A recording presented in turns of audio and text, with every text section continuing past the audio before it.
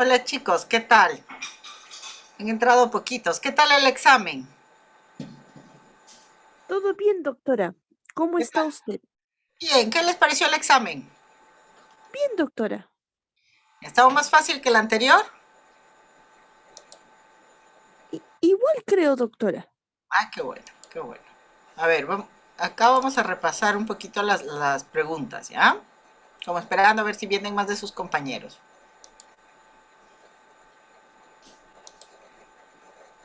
A ver, vamos a ver.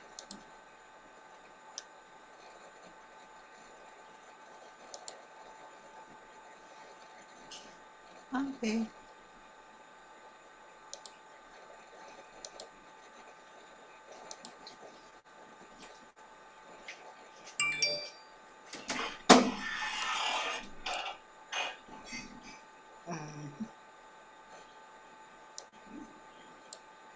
¿Ves? Ya. A ver, en la primera pregunta, en mujeres jóvenes, ¿qué es más frecuente? Entonces, como habíamos dicho, mujeres jóvenes, lo más frecuente es la salpingitis, ¿no? Más que la endometritis, que la oforitis. Generalmente el virus tiende a entrar por el ectropión que tienen las jóvenes y llega hasta las trompas, ¿no? Entonces, la primera pregunta era salpingitis. ¿Cuál es el factor de riesgo? Habíamos dicho que los factores de riesgo, promiscuidad, antecedentes de infección de transmisión sexual, en mujeres menores de 20 años y la ectopia cervical, ¿no? Entonces, en este caso, serían todas.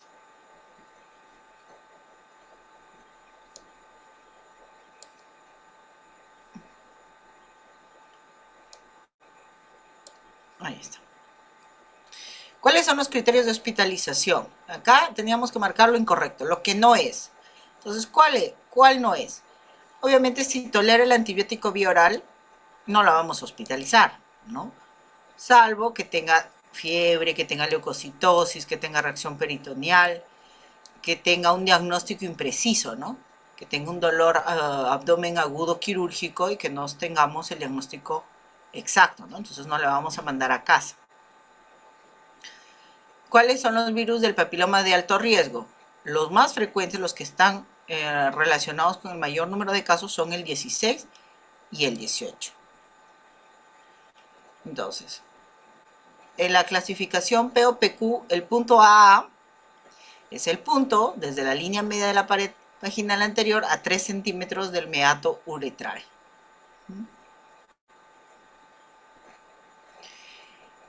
¿Cuál es el punto GH? Es desde el meato uretral al himen posterior. Aquí en el estadio 3, teniendo en cuenta la porción más severa del prolapso, es la porción más distal del prolapso, está a 1 centímetro por debajo del himen, pero no es mayor a 2 centímetros menos de la longitud vaginal total.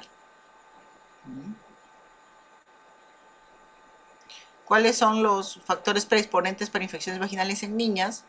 Excepto el ambiente hormonal estrogénico. Como ustedes saben, las niñas tienen hipoestrogenismo, ¿no? Las bebitas y las púberes tienen estrogénico y las niñas es hipoestrogénico, ¿no? Entonces, el rafe genital, corto, todos los demás son factores de riesgo, excepto el ambiente hormonal estrogénico. Esto sí es lo que tienen que manejar, ¿no? La dosis de desparasitación. Albendazol, 400 miligramos, en dosis, 1 hora y una en 15 días, ¿no? Esta es la dosis para la desparasitación de oxuros. Eso incluso hay campañas nacionales que incluyen a veces 1 o 2 veces al año desparasitación, ¿no? Entonces, esta es la dosis. Tratamiento de elección para la candidiasis, clotrimazol. Clindamicina no es más para vaginosis y fluconazol es de 150, ¿no? Y se da generalmente semanal. El itraconazol es el de 100 y el que damos por 3 días. Los criterios de Amsel son los criterios que se utilizan para vaginosis bacteriana. El tratamiento recomendado es con metronidazol a dosis de 2 gramos por vía oral, o bien tinidazol, la misma dosis y vía, ¿no? Una dosis única. Puede aplicarse metronidazol de 500 cada 12 horas. Eso es para tricomona, ¿no? Tratamiento de tricomona. La vaginosis aumenta el riesgo de amnionitis, parto pretérmino, ruptura prematura de membranas, infecciones posaborto. En general, todas las vulvovaginitis, pero de mayor intensidad las vaginosis, ¿no? ¿Qué son factores desencadenantes para la vulvovaginitis candidiásica? Marque la respuesta incorrecta. El uso de lactobacilos, como conversamos, los lactobacilos más bien al contrario, mantienen en equilibrio la flora vaginal. Entonces, ¿cuál es la respuesta incorrecta? El uso de lactobacilos. Todos los demás sí son factores desencadenantes de vulvovaginitis. La diabetes, el desequilibrio de la microbiota, enfermedades inmunosupresoras y el lupus. Blanquecino, grumoso, tipo yogur, candidiasis. La que en cambio tiene una secreción amarillo-verdosa, con irritación, con prurito, puede ser también asintomática. Y vamos a ver, el método más preciso es el método de Diamond, las imágenes en fresa, la tricomona vaginalis. El dolor que se localiza en los cuadrantes superiores, bueno, esta es incluso pregunta de exámenes casi siempre, en todos los exámenes hay. ¿Cuál es la que causa el síndrome de Fitz-Hugh-Curtis? La clamidia trachomatis. Los efectos ocultos de la ITS, muertes fetales, cáncer cervicuterino, infertilidad, riesgo de HIV, todas, ¿no? Con respecto al piso pélvico, el elevador del ano es el músculo más extenso de la pelvis. Como hemos hablado, ese es el músculo más importante y es el que hace la hamaca, ¿no? Está compuesto por 2 fascículos, no, son 3. Y el haz puborectal se origina en la cara posterior del coxis, no, es del pubis. El haz puborectal es un fascículo delgado, no es un fascículo grueso. El haz pubocoxigio se origina en el haz puborectal, no. La pelvis está dividida. De todos estos, el compartimiento posterior, que incluye el recto y el conducto anal. El compartimiento medio es el útero y el compartimiento anterior es uretra, ¿no? Vejiga. Muy Doctora, bien. la pregunta número 20 nos dijeron que era marque la respuesta incorrecta. Lo corrigió la doctora que nos tomó el examen al mismo momento de tomarlo. ¿En cuál? En la 20. En la Entonces, 20 no, es la respuesta correcta. sí, el examen decía respuesta correcta, pero la doctora que nos tomó, en este caso la doctora Lili, bueno, mi grupo mencionó, dijo, ahí está equivocado, es la respuesta incorrecta, y nos hizo cambiar, ¿no? Entonces dijo, no se olviden que la 20 es la respuesta incorrecta. No es la respuesta correcta. Acá de todas, la respuesta correcta es, o sea, el comportamiento anterior incluye uretra y vejiga, ¿no es cierto? Entonces, aquí Sí, faltaría entonces vejiga. esa también estaría cierta, ¿no? O sea, la A también estaría correcta. Claro, la respuesta correcta es la Por C. eso tú, Doc, o sea, entonces, ¿cómo también podría estaría correcta arreglarse la ese asunto? Porque ambos doctores, si no me equivoco, en ambos grupos dijeron que era la incorrecta. No Y sé, deben haber leído mal la pregunta. Y recuerden que el compartimiento anterior es la uretra y la vejiga, el compartimiento medio es el útero y el compartimiento posterior el recto y el conducto anal. Esos son los 3 compartimentos. Entonces, ¿cuál es la respuesta correcta? El posterior, que es el recto y el ano. El compartimiento medio no es la vejiga y el útero, solo el útero. Y el compartimento anterior es el útero, la uretra y la vejiga. Entonces Entonces, la A también está correcta, ¿no? O sea, incluye la uretra. incluye la uretra y la vejiga. Ahí faltaría la vejiga. Sí, doctora. Pero sí Lo que incluye la sucede- uretra, ¿no? En este Claro, caso, sí incluye la uretra, pero faltaría la vejiga. Sí, pero lo que sucede, doctora, es de que en pleno examen, Cambiaron. la persona que nos ha dado, nos ha tomado el examen, nos ha dicho que marquemos la respuesta incorrecta, Incorrecto. que había un error y que no es doctora, correcta, sino incorrecta. Ya. Entonces, ahí hubo mala Ahí los comunicación. marearon. Entonces, Ajá.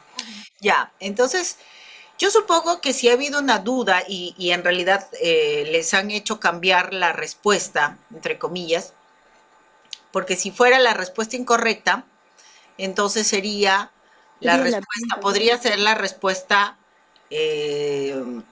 A y B, ¿no? Sería la respuesta D. Bueno, cuando hay una pregunta que de repente les han inducido al error, yo pienso que esa pregunta se va a dar por válida. ¿Ya? Pienso así. Voy a conversar con la secretaria, pero en todo caso debería darse por válida la respuesta. ¿Por qué? Porque Doctora, ha habido un cambio, ¿no? una consulta. Como mencionaba mi amiga Alessandra, sí, el compartimento anterior es la uretra y la vejiga, pero la afirmación no deja de estar correcta, porque Claro. sí incluye la vejiga, solo que estaría la afirmación está incompleta, pero no deja de ser correcta, ¿no? Sí Ah, sí. incluye la vejiga. Ahora, si fuera una afirmación del tipo, el compartimento anterior solamente es la uretra, o solo está conformado por, ahí sí sería mal, pero incluye la uretra, no, al menos nosotros nos confundimos con eso, ¿no? Entonces, quizás por eso, al final, la doctora dijo que era para marcar la incorrecta, porque si fuera la correcta, muchos pensarían que la A y la C están correctas, ¿no? Sí. En todo caso, como te digo, si es que la respuesta se ha inducido al error, entonces yo pienso que esa pregunta se va a dar como válida, ¿no? Independientemente de lo que se haya marcado correcto o incorrecto. En realidad la idea era poner qué incluye el compartimiento en general, o sea, no parte del compartimento, ¿no? Entonces el compartimento anterior incluye la uretra y la vejiga. El compartimento medio incluye el útero y el compartimento posterior el recto y el conducto anal. Entonces, si era la respuesta correcta, debería haber sido el A y el C, que no figura ahí en la, si queremos incluir solamente la uretra, entonces que no figura. Y la respuesta incorrecta, entonces sería solamente el B, que tampoco, o sea, sería marcar solamente la B. Como esa pregunta ha quedado media inconclusa o ha generado confusión, yo pienso que esa se va a dar como válida. Gracias, doctora. Sí, independientemente de Doctora que Soledad. sea correcto o incorrecto. Sí, Gracias. doctora. Doctora Soledad, Dime. te habla Bruno. Hola, Bruno. Doctora, ¿podrías regresar en la pregunta de Pitt-Hutch-Curtis, del síndrome? Ajá. Mira, doctora, hay unas bibliografías que sí incluyen principalmente en la historia que está asociada con la salpingitis gonocócica, ¿no? Que también sería Neisseria. Hay algunas preguntas de otros exámenes que sí aceptan también Neisseria gonorrea. Yo quisiera No, saber claro. qué No, ese dice es la pregunta si el es específica.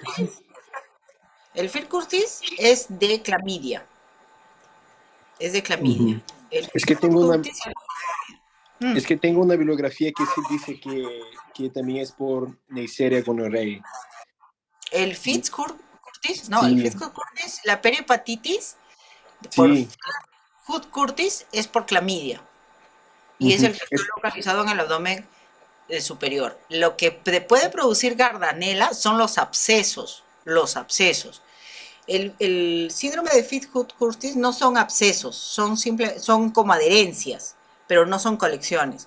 Gardanela es la que más, la Neisseria, perdón, es la que más está indicada como abscesos. La característica de Neisseria son los abscesos, que te pueden dar peritonitis o te pueden dar abdomen peritoneal, sí. Sobre todo si de repente estos abscesos se rompen, ¿no? Sí. Pero el síndrome de Pitt-Curtis es de clamidia. Y eso es, o sea, es una de las características de clamidia. Incluso creo que les hice en una de las diapositivas de que cómo se había hecho la descripción de estas lesiones y por eso es que tiene este nombre, porque quien lo describió fue el que estuvo estudiando lo que era clamidia, ¿no? Entonces, este es patognomónico de clamidia, eso sí, no, eso sí es clamidia. La Neisseria te puede dar abscesos, sí, puede dar abdomen agudo, sí, pero no por la Neisseria en sí, sino por los abscesos que puede ocasionar y estos abscesos pueden incluso romperse, pueden causar toxicidad, pueden causar abdomen agudo, sí, pueden causar abscesos, si es que tenemos un absceso que se rompe, puede formar microabscesos en el hígado, en el estómago, en los intestinos, sí, pero el síndrome en sí es clamidia. Sí, doctora, yo agradezco mucho por la explicación. Es que, sin embargo, yo y algunas personas tenemos algunas biografías. Voy a enviar a usted para ver qué le parece, ¿no? Podría ser. Envía el correo. Sí, sí, mándamelo, no hay ningún problema. Pero eso Ujú. sí, o sea, lo que debe quedar bien claro, porque incluso como les decía, esta es pregunta de examen, o sea, siempre este síndrome lo van a encontrar en diferentes exámenes o en diferentes pruebas, el síndrome de Fitzhugh-Curtis, y es siempre asociado a clamidia. O sea, los demás que podemos tener abscesos, microabscesos hepáticos que sí pueden haber, no son el síndrome. Y precisamente fue Curtis, incluso les puse el año, que describió las lesiones perihepáticas, la perihepatitis que se presentan por clamidia. Sí sería bueno revisarlo, ¿no? Pero el síndrome característico donde busquemos es clamidia, ¿no? Ok, muchísimas gracias. En la última pregunta, sí, esa sí se va a dar por válido por la confusión que ha habido, ¿no?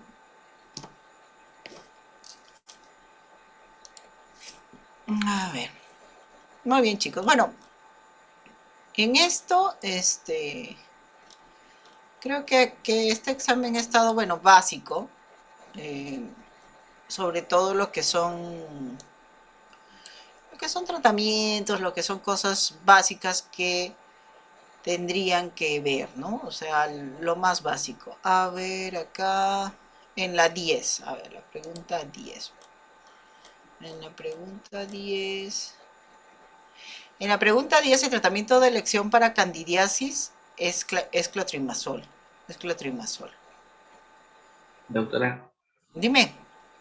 usted mencionó en el video de que como hay candidiasis mixta, también se podría considerar que actualmente hay nuevos fármacos que combinan con clindamicina porque Ah, son ese es creados con fármacos, así no es. los gérmenos. Eso es Entonces, cuando dicho tenemos eso, yo consideré esa alternativa A y B. el de los dos. No. Una cosa es que tú tengas una candidiasis vaginal y otra cosa es que tú tengas una vulvovaginitis mixta.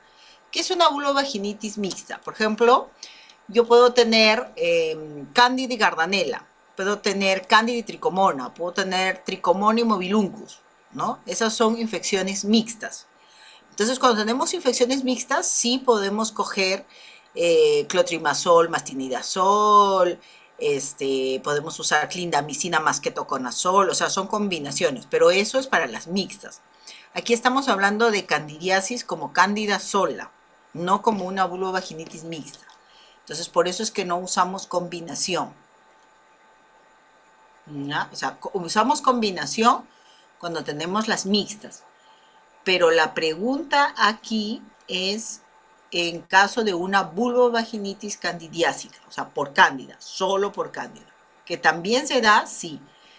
Casi siempre las infecciones por cándida sola, la mayoría de veces se pueden dar incluso hasta en niñas o en pacientes inmunosuprimidos sin relación con la actividad sexual.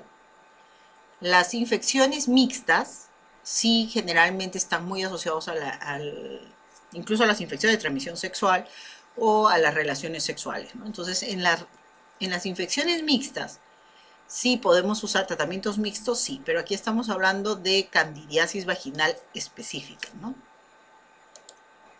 Entonces, ahí sí es solamente, ¿cómo se llama? Clotrimazol, ¿no? No sería clindamicina de elección. Y de todos modos, la concentración de clindamicina que les estoy poniendo aquí es un poco mayor, ¿no? Entonces tampoco es la dosis. No confundir infecciones únicas con infecciones mixtas. Ahora, ¿podemos tener una paciente que puede tener cándida, gardnerella, tricomona, gonorrea?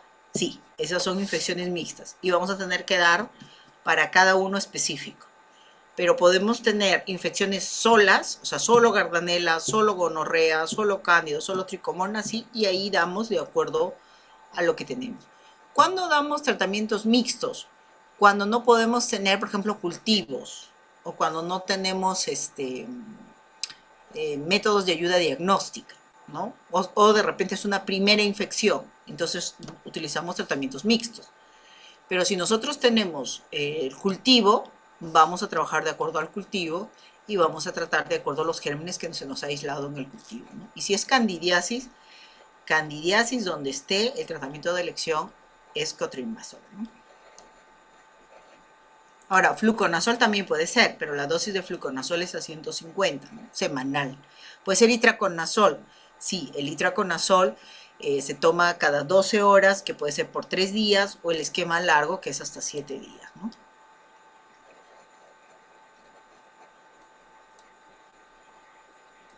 Aquí me preguntan de la respuesta de la pregunta 6. Ah, ya, la 6 es desde la línea medio lateral hasta el himen posterior, ¿no?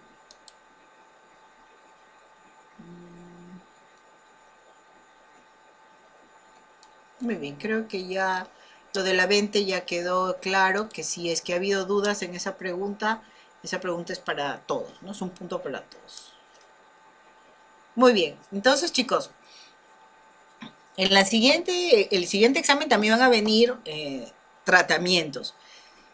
Si bien es cierto, pueden haber infecciones mixtas, los tratamientos generalmente tenemos que saber qué va para cada bacteria o para cada germen. Y luego, si nosotros tenemos 2 gérmenes, ya podemos mezclar, ¿no? Porque ya sabemos qué cosa va, por ejemplo, para gonorrea, qué cosa va para tricomonas. Pero los tratamientos son específicos. Entonces, tenemos que saber para cada bacteria qué tratamiento es, ¿ya? Para que no se confunda. Pero sí, la mayoría de los productos que tenemos en el mercado vienen en combinación. ¿Por qué vienen en combinación? Porque no es lo usual que nosotros hagamos cultivos. Eso sí es cierto. O sea, cuando viene una paciente con vulvovaginitis, no hacemos cultivo a todas las pacientes, ¿no? Entonces damos tratamientos empíricos y vemos cómo va, y si no mejora, entonces ya usamos los cultivos o los tratamientos más específicos. Eso sí es cierto. Pero si tenemos cultivos, o si tenemos la posibilidad de hacer cultivos, o son pacientes ya múltiplemente tratadas, entonces tenemos que saber los tratamientos específicos para cada germen.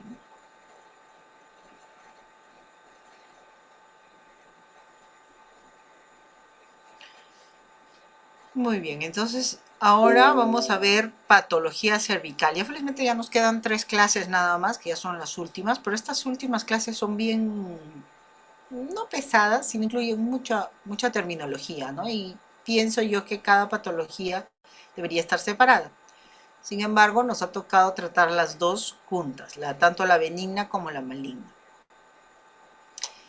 Entonces, vamos a ver primero la patología benigna. Dentro de las patologías de cuello uterino, podemos tener las lesiones congénitas. Las lesiones congénitas tenemos los defectos del conducto de Müller.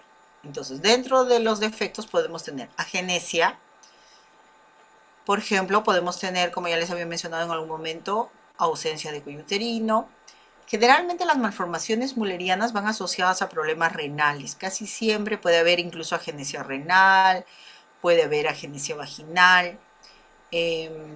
Podemos tener el cervix doble, por ejemplo, cuando tenemos un útero bidelfo, tenemos 2 semiúteros, no son 2 úteros, sino son 2 semiúteros que no han logrado fusionar en la línea media, y podemos tener 2 cuellos. Podemos tener un útero unicorne, podemos tener un cuello tabicado, por ejemplo, cuando tenemos un septo que va desde el fondo uterino y parte el útero en 2 y parte el cuello. Entonces podemos tener un cervix tabicado. ¿Cuál es el mayor problema de malformaciones en el cuello? Que obviamente no van a permitir el sangrado, va a haber retención de sangre, hematocolpos, hematometra, y obviamente esto va a traer problemas incluso de infertilidad, porque como la sangre no va a poder salir por vía vaginal, va a terminar saliendo por las trompas, y esto va a ocasionar pues endometriosis o adherencias, ¿no? También tenemos restos del conducto mesonéfrico. Entonces este es el clásico quiste de Gardner, ¿no? Entonces vemos un quistecito que es un rezago de un conducto que se encuentra por el ligamento ancho. Y su incidencia es muy poca, pero generalmente se puede encontrar a veces en las piezas que nosotros mandamos de una histerectomía, ¿no? Entonces vemos el cuello y al costado vemos unos quistecitos, ¿no? Estos quistecitos son los rezagos de los conductos de Gardner. Estos, para resecarlos, se tienen que resecar desde el fondo. O sea, hay que tener mucho cuidado porque recuerden que vienen desde el ligamento ancho. El ligamento ancho es el ligamento que va por la trompa hacia la unión del útero. Entonces, no se les vaya a ocurrir aspirarlo, reventarlo, porque este es un quiste que viene desde la parte superior. La erosión congénita, que es simplemente un enrojecimiento, ¿no?, que se extiende del conducto cervical pasando por el orificio externo. Entonces se le considera una pseudoerosión y esta lesión fue descrita más o menos en 1880. ¿no? Tenemos los desgarros que generalmente se presentan al momento del parto, ¿no?, sobre todo si es que ha sido un parto difícil o si es que ha sido un parto instrumentado. Muchas veces tenemos sangrados profundos que vienen de la parte interna y asumimos que son los loquios o que son sangrados que vienen del útero. Y a veces cuando estos sangrados son importantes, pero tenemos un útero contraído, tenemos que descartar que ha sido una lesión del cuello del útero, ¿no? Algunas veces va a pasar desapercibido y es por eso que ustedes en las multíparas, por ejemplo, cuando ustedes colocan el espéculo, van a encontrar cuellos deformados, cuellos de forma con cicatrices antiguas, ¿no?, que muchas veces pasan desapercibidas para la paciente. Podemos tener traumáticas, como las perforaciones, ¿no? Las perforaciones se pueden dar, por ejemplo, cuando se hace las dilataciones cervicales, cuando de repente no se ha dilatado bien el cuello. Generalmente el cuello colocamos sustancias como el misoprostol o el Cytotec para dilatarlo, ¿no? Si nosotros intentamos abrir ese cuello, podemos de repente hacer una falsa vía y terminar perforando o el cuello o el útero. Vamos a tener úlceras traumáticas. Como ustedes saben, en las distopias completas, en los prolapsos completos, hay una fricción del cuello del útero hacia la ropa o hacia el pañal que usa la paciente y esto puede generar lesiones ulceradas, ¿no? Entonces, cuando tenemos este tipo de lesiones, pues tenemos que tratar de repararlo, operarla o usar pesarios para tratar de regresarlo, ¿no? Ahora, también es importante cuando usan pesarios el mantenimiento del pesario. El pesario más o menos se tiene que cada 15 días o 7 días, dependiendo de cada paciente, retirar, lavar y volver a colocar. Los pesarios son como las donas, así como las donas son de un polímero especial, son como silicona. Entonces, se colocan dentro de la vagina con una crema generalmente estrogénica, que puede ser Promistrien, Ideal o Vestin. Lo colocan dentro de la vagina y a la semana, 7 días, 15 días, dependiendo de que ya sientan que hay mal olor, se retira, se lava con agua hervida fría. No se mete al agua hervida ni se hierve porque como es un polímero especial, pues se deshace. Y luego se vuelve a colocar, ¿no?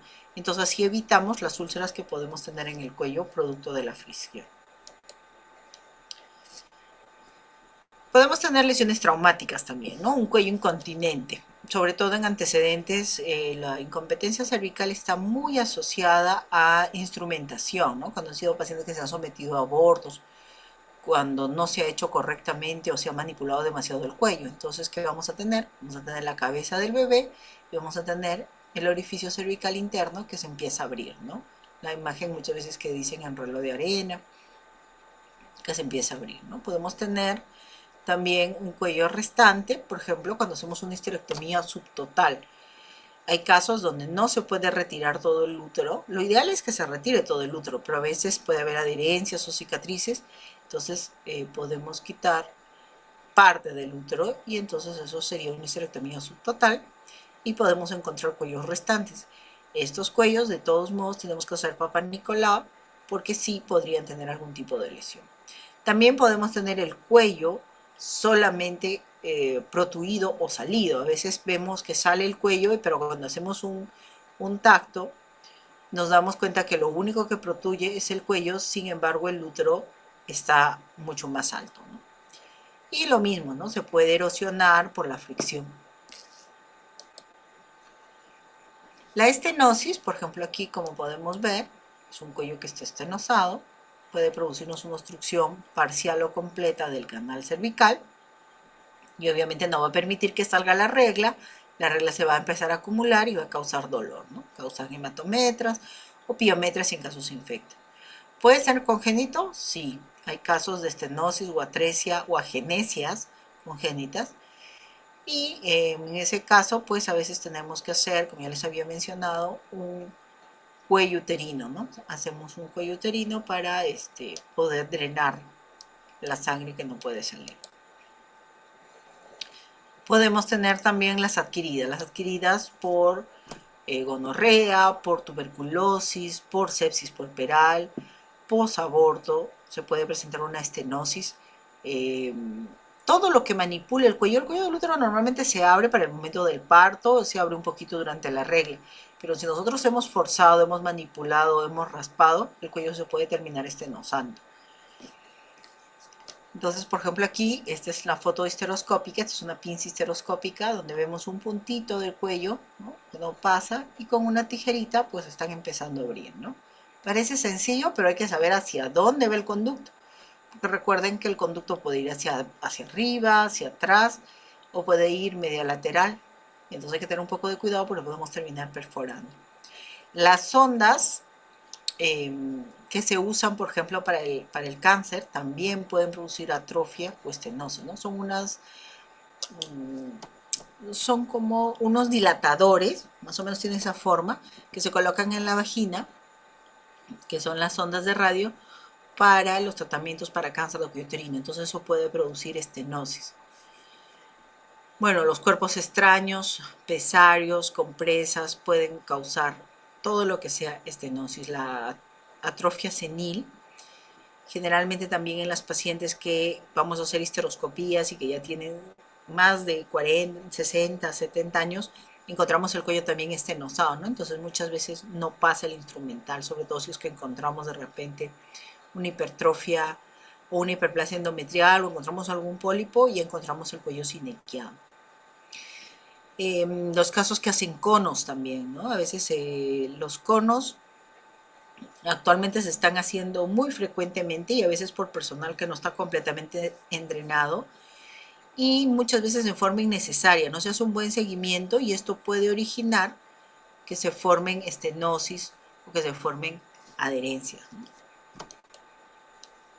La cervicitis es un problema frecuente y esto también, por ejemplo, es causa de tratamientos. Existen sitios, entre comillas, de chequeos preventivos.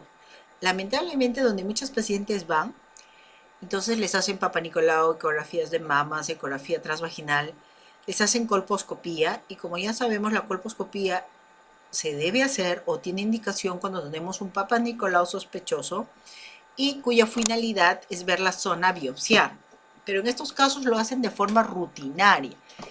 Entonces, para alguna persona que nunca ha visto un cuello del útero y de pronto ve su cuello ampliado dentro de una pantalla, entonces ve una lesión roja como esta, entonces le dicen, tienes una herida y vamos a cauterizar y vamos a biopsiar.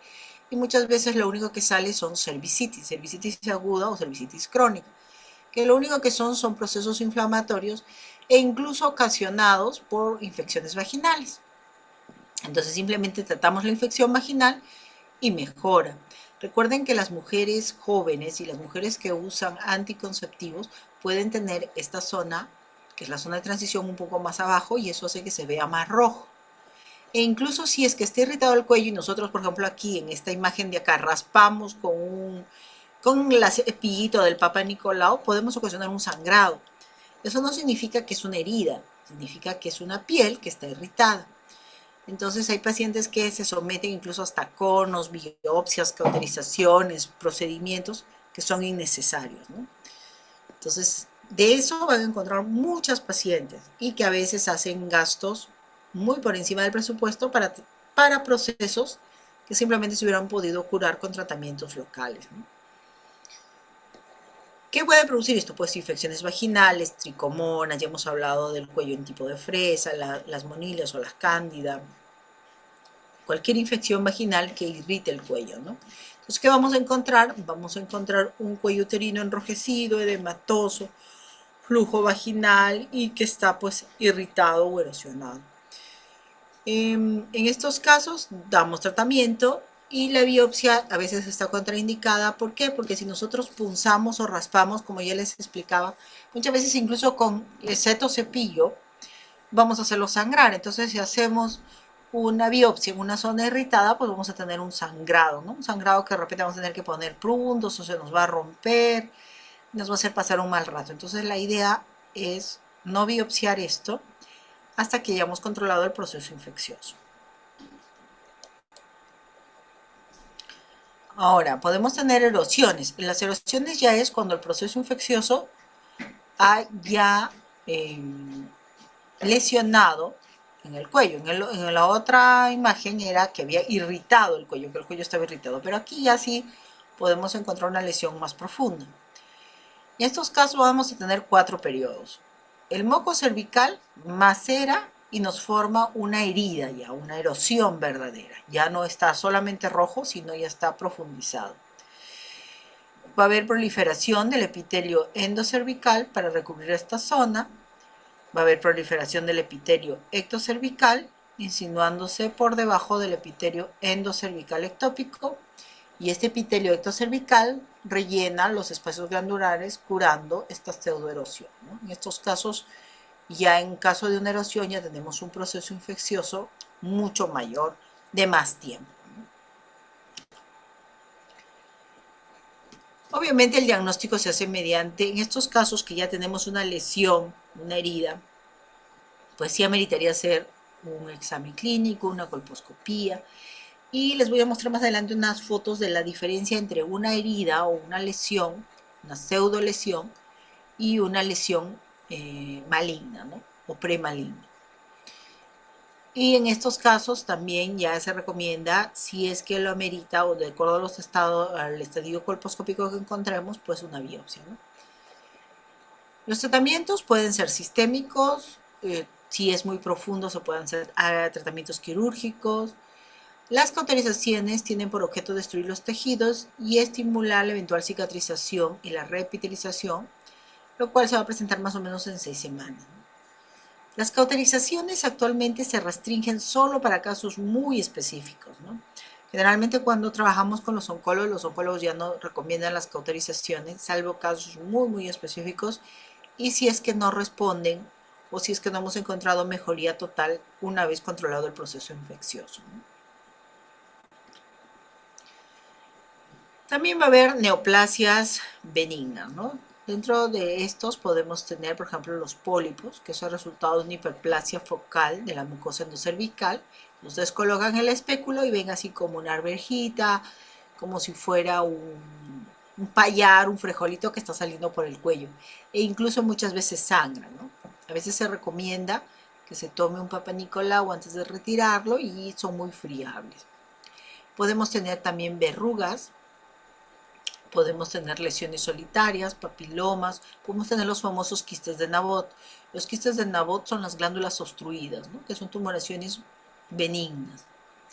Podemos tener miomas, por ejemplo, podemos ver ya no una imagen blandita que sale pequeña, sino podemos tener una imagen más sólida, ¿no?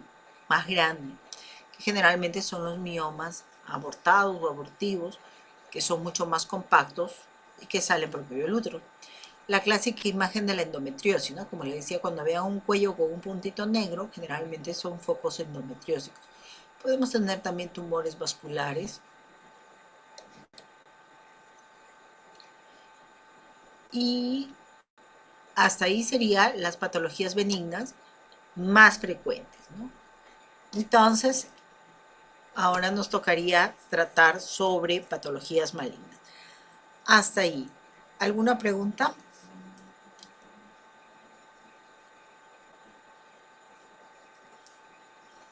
Entonces, generalmente en estos casos, por ejemplo, de pólipos, los pólipos se sacan por tracción, o sea, no se jalan, pero sí cogemos una pincita, cogemos el pólipo y damos vuelta, vuelta, vuelta, como si fuera una tuerquita, damos 10 vueltas, 20 vueltas hasta que solitos se desprendan los pólipos y toda muestra que saquemos mandamos a patología, ¿no? En caso tuviéramos un papiloma, un quiste de Nabot, los quistes de Nabot generalmente no se hacen mayor cosa, a veces caemos en la tentación de querer punzar los quistes de Nabot y terminamos con un sangrado profuso, ¿no? Los quistes de Nabot tienden a solucionarse solos.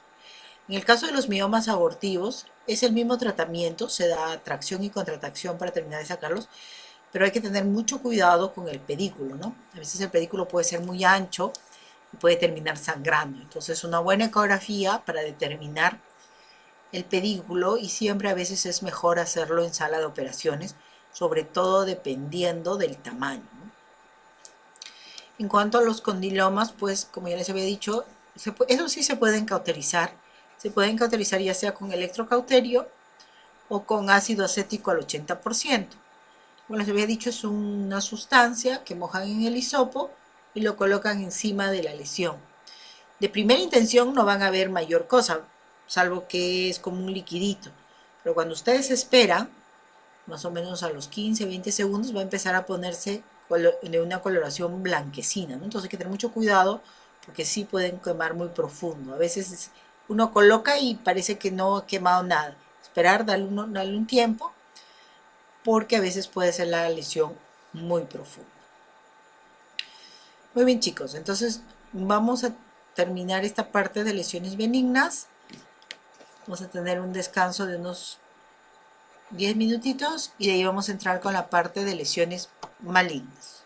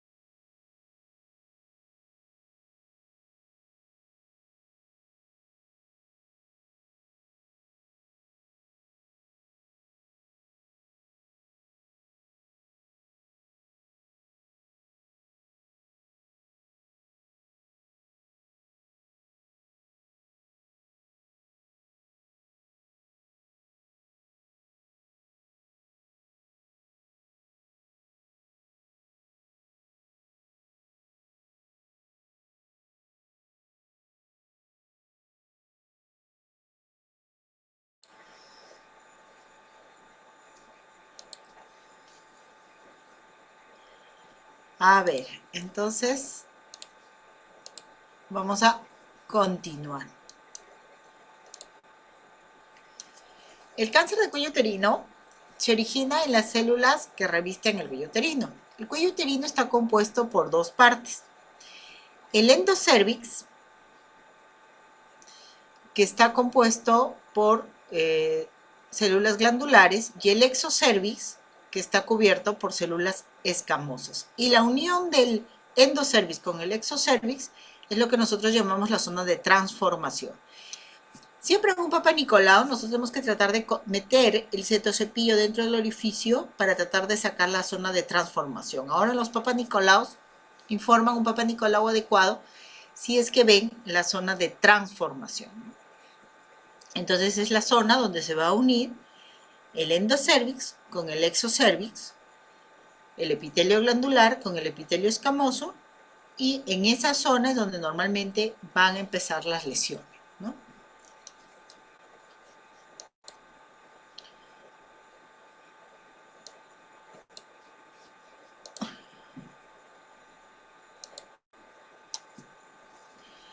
Las células de transformación no se van a hacer malignas de un momento a otro. Van a existir cambios que se van a ir presentando progresivamente. Entonces vamos a tener un cuello uterino normal, un Papa Nicolau normal. Vamos a tener lesiones intraepiteliales de bajo grado, lesiones intraepiteliales de alto grado y el cáncer de cuello uterino, ¿no? Dentro de las lesiones de bajo grado nos encontramos el diagnóstico ya patológico, que viene a ser el NIC1, ¿no? Que es la displasia leve de bajo grado, donde generalmente el tejido es anormal, es muy poco. En el 2 ya tenemos, que es las lesiones de alto grado, están incluidas el 2 y el 3, ya vemos un tejido más anormal, e incluso en el estadio o el NIC3 ya lo consideran el cáncer in situ. Y luego ya tenemos el cáncer de cuello uterino. Entonces, en un Papa Nicolau vamos a tener un LIE de alto grado, un LIE de bajo grado, una lesión intraepitelial escamosa de alto grado, una lesión intraepitelial de bajo grado o un Papa Nicolau normal o un Papa Nicolau completamente anormal. Si nosotros tenemos una lesión de bajo grado, hacemos una colposcopía, tomamos una biopsia, probablemente nos van a informar como un NIC1. Si tenemos una lesión de alto grado, hacemos una colposcopía, tomamos una biopsia, nos van a informar como un NIC2 o un NIC3, y el NIC3 se considera dentro de lo que vendría a ser el cáncer in situ.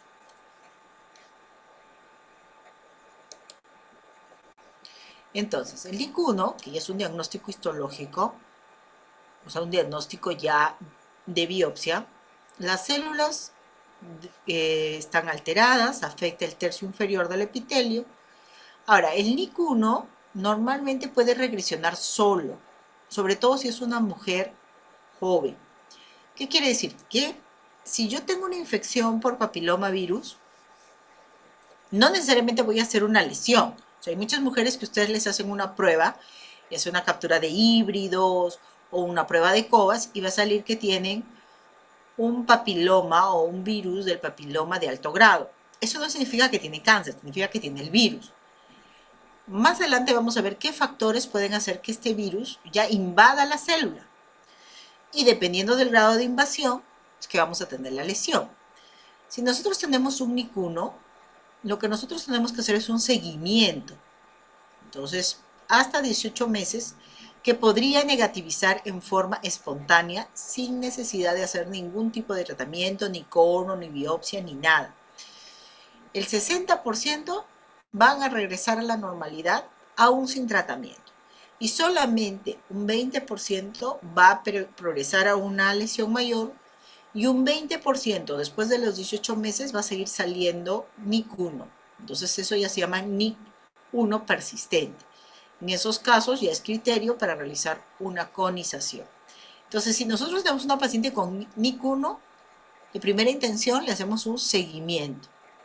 Le hacemos Papa Nicolau seriados y esperamos hasta 18 meses que en forma natural la célula se defienda y esta lesión regresiona. Si nosotros tenemos un NIC2, entonces ya estamos hablando de que está la afectación hasta los 2/3 inferiores del tracto epitelial.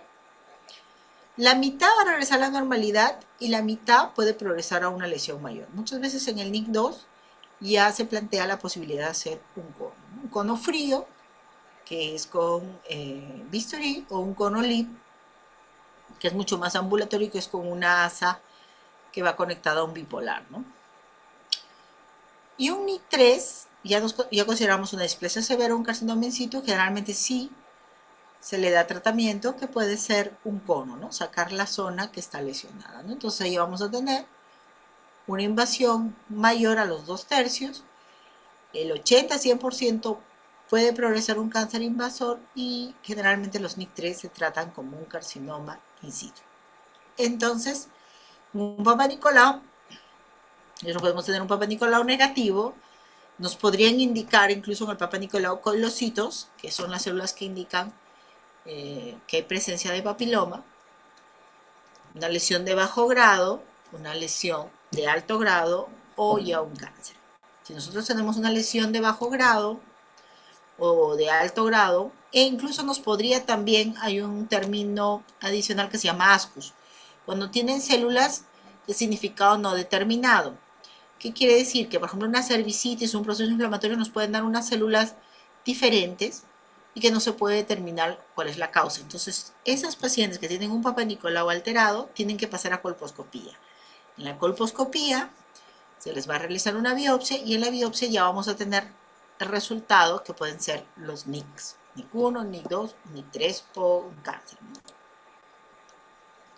Los tipos más comunes de cáncer de cuello uterino es el carcinoma de células escamosas y el adenocarcinoma.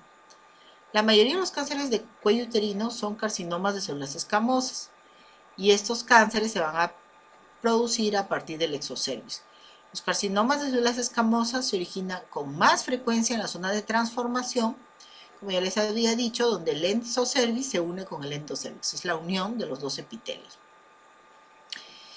Y la mayoría de los adenocarcinomas se van a originar en las células glandulares, ¿no? El adenocarcinoma cervical se origina en las glándulas productoras del moco del endocervix. El cáncer de cuello, puede haber un cáncer de cuello uterino mixto, que es para células escamosas como de los adenocarcinomas, pero es el menos común, ¿no? Casi todos los cánceres de cuello uterino son carcinomas de células escamosas o adenocarcinomas. Otros tipos de cánceres como el melanoma, el sarcoma, el linfoma pueden ocurrir, pero en menor frecuencia. ¿Qué factores de riesgo tenemos? En general, como ya se ha mencionado, tiene que ver mucho con la contaminación con el papilomavirus. Los factores de riesgo es la infección por el papiloma, y hemos hablado sobre los serotipos, ya eso ha sido una de las preguntas de examen. El papiloma puede contaminar genitales, ano, boca, garganta, faringe. Se transmite a través del contacto sexual. Puede ocasionar verrugas. Las verrugas, como ya hemos dicho, son las de bajo riesgo y las que producen lesiones en el cuello son las de alto riesgo.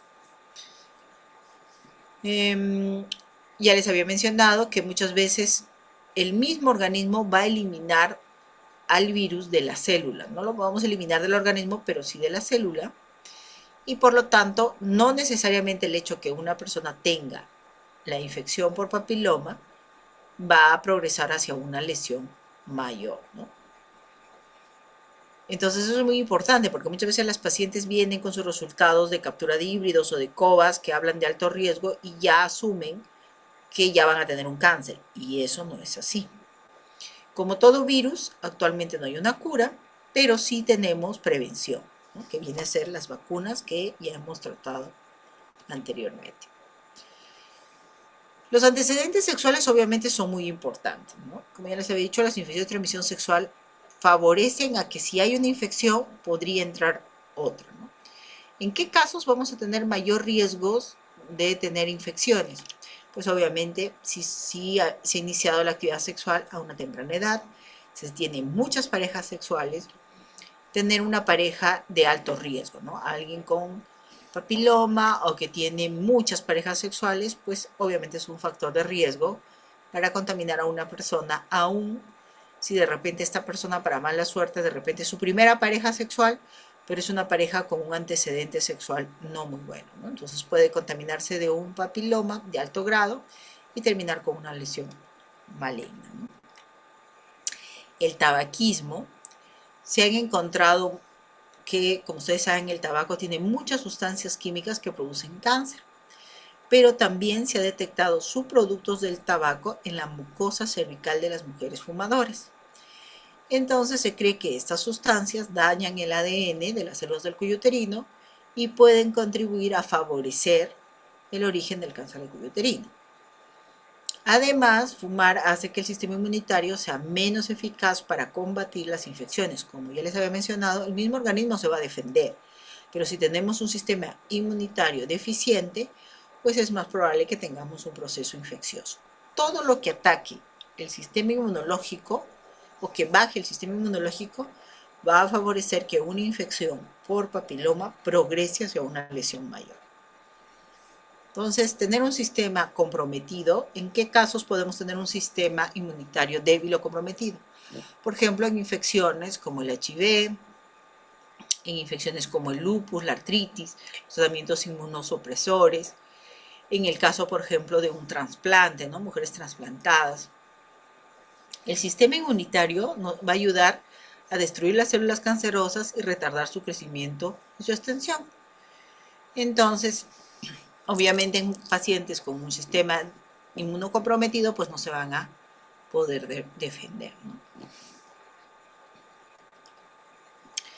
Las infecciones por clamidias. La clamidia es una clase, como ya hemos dicho, relativamente común de bacteria que puede infectar el sistema reproductor. Se transmite por contacto sexual. Bueno, en general, cualquier infección de transmisión sexual puede favorecer que otra infección progrese, y en este caso, si asociamos una infección por clamidia o una infección por gonorrea con papilomavirus, puede ayudar a crecer y vivir en el cuello uterino, lo cual va a aumentar el riesgo de que haya cáncer de cuello uterino. Las píldoras, como ya les había dicho, producen un ectropio fisiológico en las mujeres que usan anticonceptivos, es decir, bajan la zona de transición y la hacen más expuesta, ¿no? Entonces se ha dicho que las píldoras aumentan el riesgo de exposición al papiloma. Tener embarazo a término, ¿no? Las mujeres que han tenido 3 o más embarazos a términos tienen mayor riesgo de padecer problemas en el cuello uterino por una mayor exposición del papiloma con la actividad sexual, con el descenso también de la zona de transición, a los cambios hormonales, que las va a hacer mucho más susceptibles a la disminución en las mujeres embarazadas del sistema inmunitario. Ustedes saben que hay una disminución de las defensas de las mujeres embarazadas y esto va a permitir el crecimiento tumoral. El primer embarazo a temprana edad, se dice que si es menos de 20 son más propensas. Se dice que las mujeres pobres también van a tener mayor riesgo porque obviamente no van a estar haciendo sus controles periódicamente o frecuentemente, y eso va a hacer de que no reciban un tratamiento a tiempo, ¿no? Y también se habla de la alimentación. Una alimentación balanceada disminuye el riesgo de cáncer de cuello uterino, ¿no? El dietilvestrol es un medicamento hormonal que se usaba. No tenemos muchos casos reportados estos en el país, pero sí es importante que lo mencione porque sí lo van a leer en la literatura o de repente en otros países sí ha habido exposición en estos pacientes, y aquí es una mención que van a encontrar cuando leen literatura de otro lado, ¿no? El dietilvestrol se usaba para la hiperemesis, es un tratamiento hormonal, y se dice que estas pacientes padecen de adenocarcinoma de células claras. Este medicamento se prohibió más o menos en 1971, pero las hijas de las mujeres que recibieron este medicamento se ha visto que tienen mayor posibilidad de desarrollar este adenocarcinoma. Y se están haciendo estudios en las en las hijas de las hijas, ¿no? Para ver si hay algún factor que puede estar asociado a mayor posibilidad de cáncer, ¿no? Entonces estamos hablando de que las mujeres las hijas de estas mujeres que recibieron este medicamento, pues ahorita ya son mayores de 40 años y se está viendo su asociación con las hijas de estas mujeres, ¿no? El antecedente familiar de cáncer de cuello uterino, si bien es cierto, no es un cáncer de tipo familiar, porque se supone que tiene un factor muy importante que es el papilomavirus. O sea, ¿qué quiere decir? De que si una de las hijas, por decir, nunca se casó, nunca tuvo contacto con el papiloma, pues no va a tener riesgo, ¿no?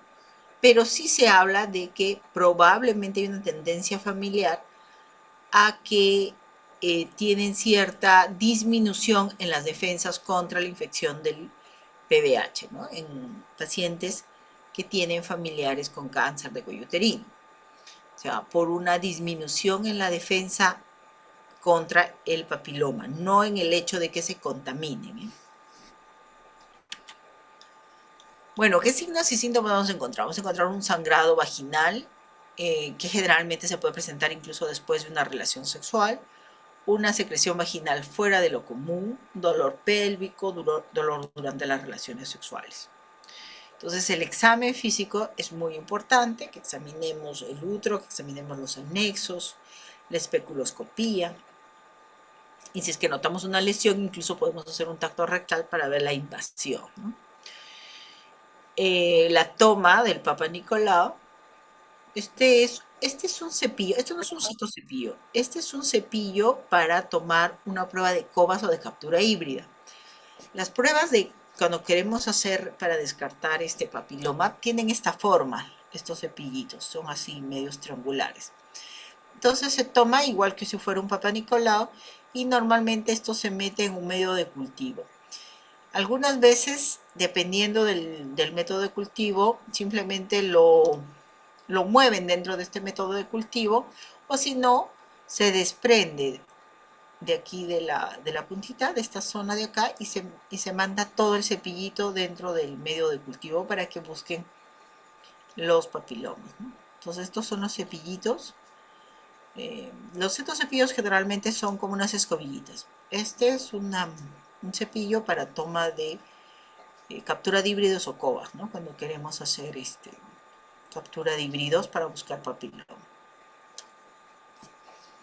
Bueno, lo que buscan las pruebas es identificar el ADN o el ARN de ciertos tipos y determinar qué tipo de infección tiene.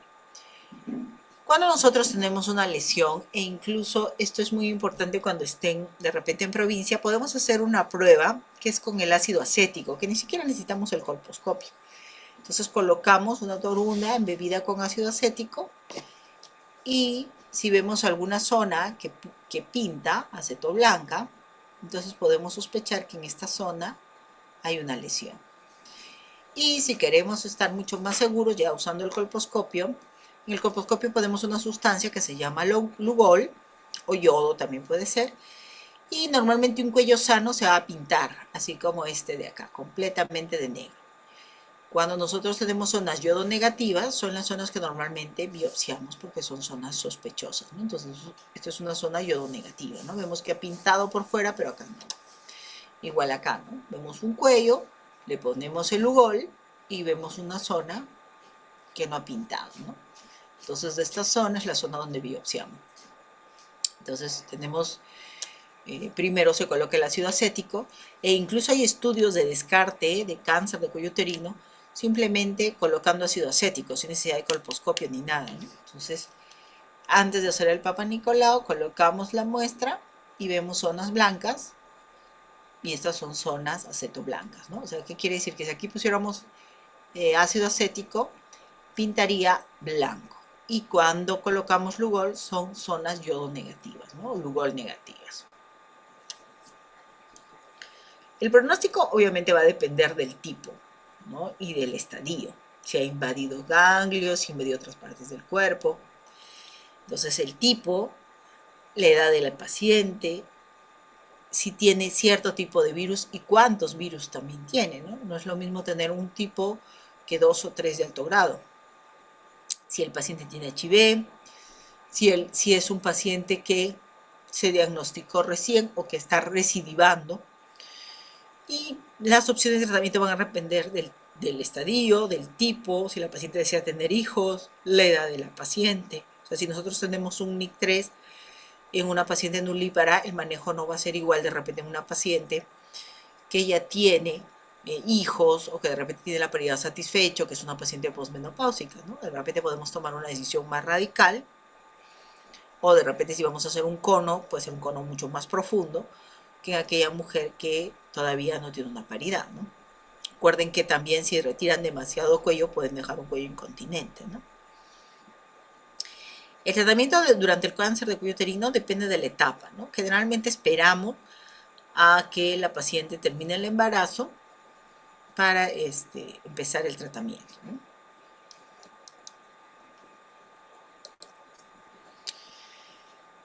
En el carcinoma in situ, las células se encuentran anormales, pero en el revestimiento más interno del cuello uterino, ¿no? Es posible que estas células anormales se vuelvan cancerosas y se diseminen al tejido anormal más cercano.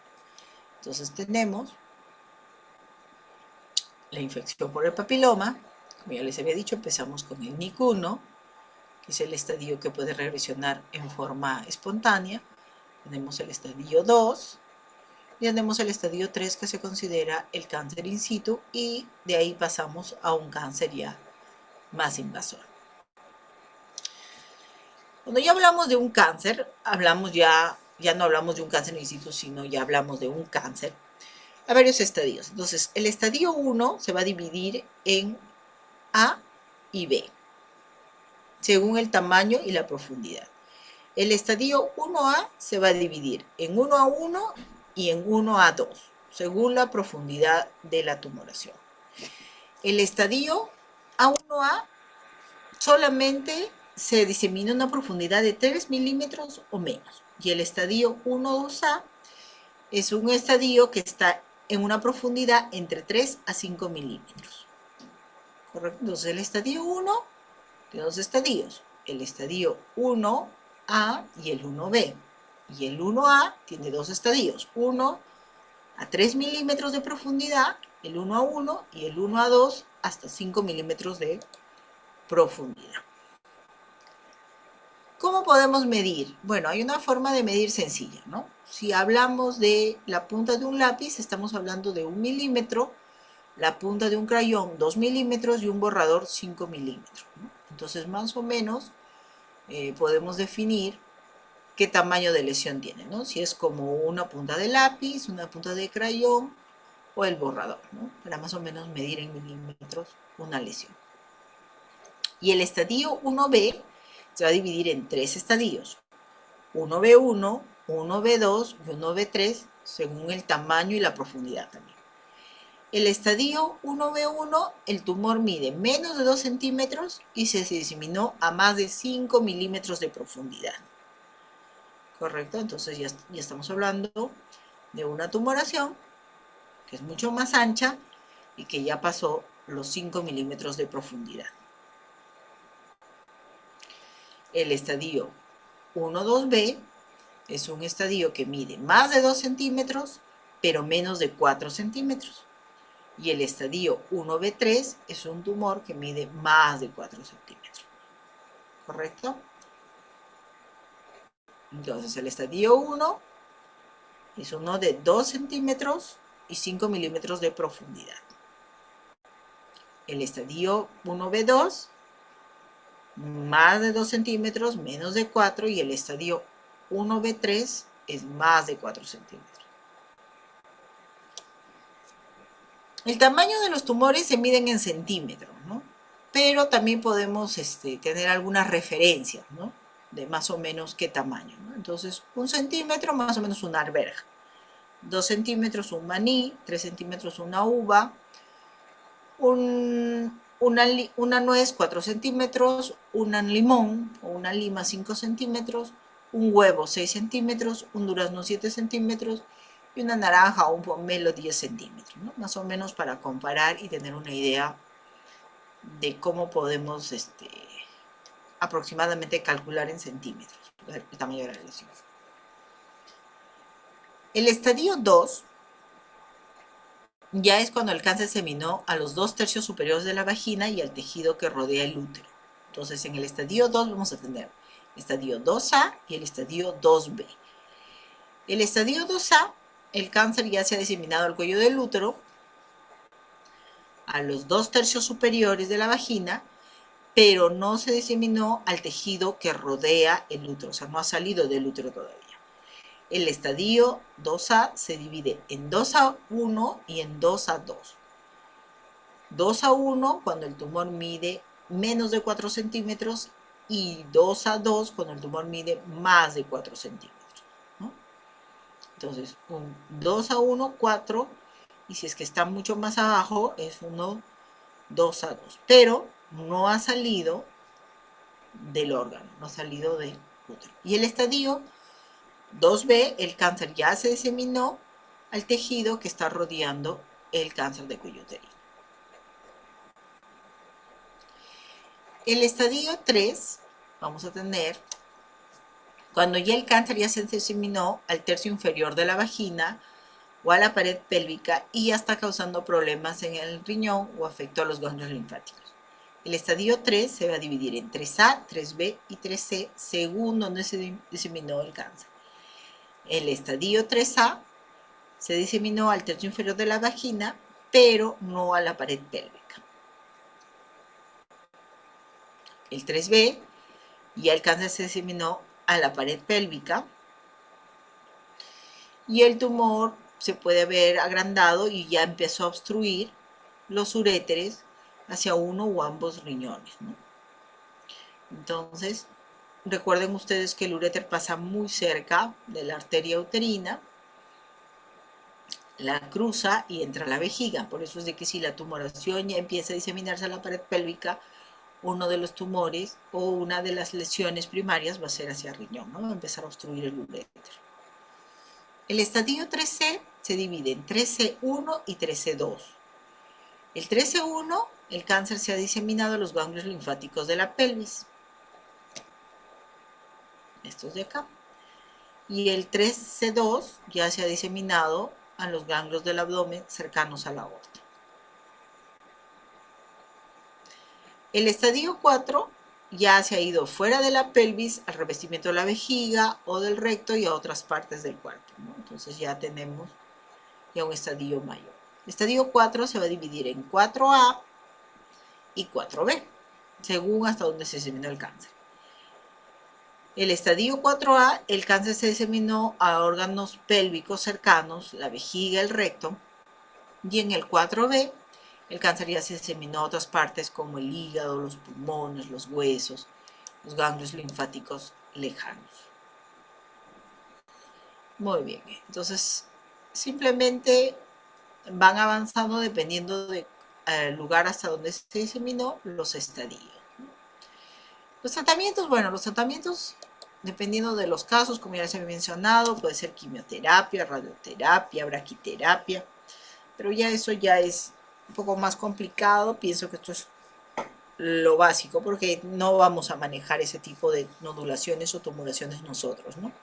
Generalmente, quizás, en el caso, por ejemplo, de los ginecólogos, hasta los conos, pero ya en los cánceres es importante saber los estadios, pero tampoco no es que ya vamos a manejar el tratamiento de quimio, radio, ¿no? Eso ya no lo hacemos nosotros. Muy bien, chicos. Entonces, hasta ahí, ¿alguna pregunta? Doctora, tengo una pregunta sobre el NIC1. Usted mencionó que hay que hacer seguimiento de 18 meses. ¿Cómo es ese seguimiento? ¿Cada Papá cuánto? Nicolau. ¿Qué es? Papá Nicolau. Hasta que ¿Cada 6 negativice. meses? Cada 6 meses hasta que negativice, sí. Ok. Siempre es cada 6 meses. A veces incluso se hace hasta cada 3, pero ya por la misma paciente, ¿no? Que se estresa un poquito, pero en general 6 meses. Pero hay que estar seguros de que sea un NIC1. ¿Cómo estamos seguros de que es un NIC1? Por la colposcopía y la biopsia. Si la colposcopía y la biopsia nos confirman que es un NIC1, esperamos. Porque vamos a tener papá Nicolaos que nos van a informar también como lesiones de bajo grado y de repente en la colposcopía podemos tener una lesión de alto grado, ¿no? Entonces es importante, paciente con Papa Nicolau alterado, lesión de alto grado, lesión de bajo grado o ascus, tenemos que pedir una colposcopía y una biopsia para confirmar, ¿no? Muchas veces los ascus, que son las células de significado indeterminado, van a ser solamente cervicitis, ¿no? Van a ser esas lesiones que ya les he mencionado, friables o sangrantes, ¿no? Que incluso cuando a veces colocamos el Lugol puede no captar, ¿no? Y entonces darnos la impresión de que tenemos una lesión maligna o premaligna y solamente es una cervicitis, ¿no? Por eso es que es importante la biopsia.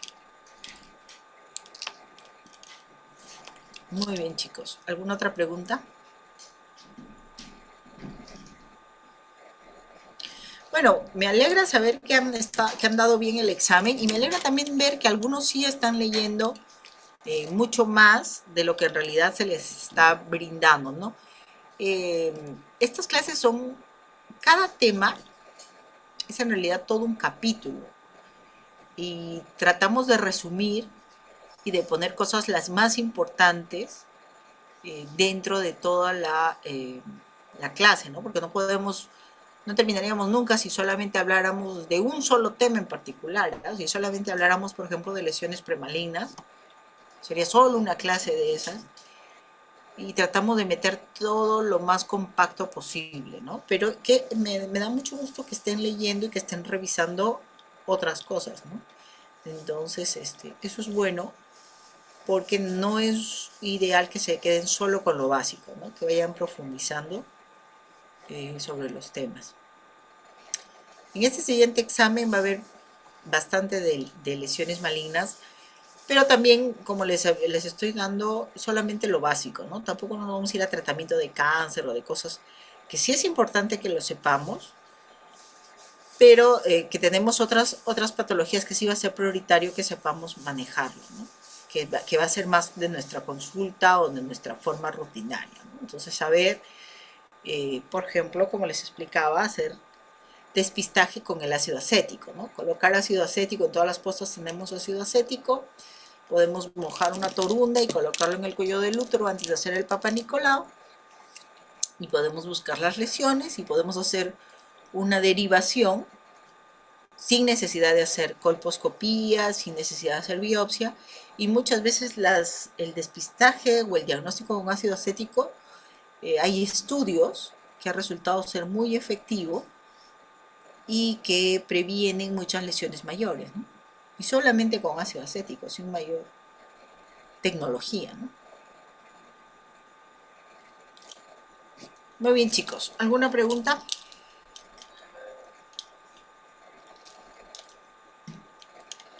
Muy bien, entonces ya nos tocaría el jueves patología de útero. De ahí ya tendríamos 2 clases más y ahí ya terminamos y ya sería el último examen. Bueno, lo de la pregunta 20 ya quedó claro, y lo de las lesiones, bueno, a ver, mándenme bibliografía, no hay problema. Muchísimas gracias, doctora. Chicos, Dios la buenas bendiga, doctora. Gracias, doctora. gracias, hasta luego. Buenas noches.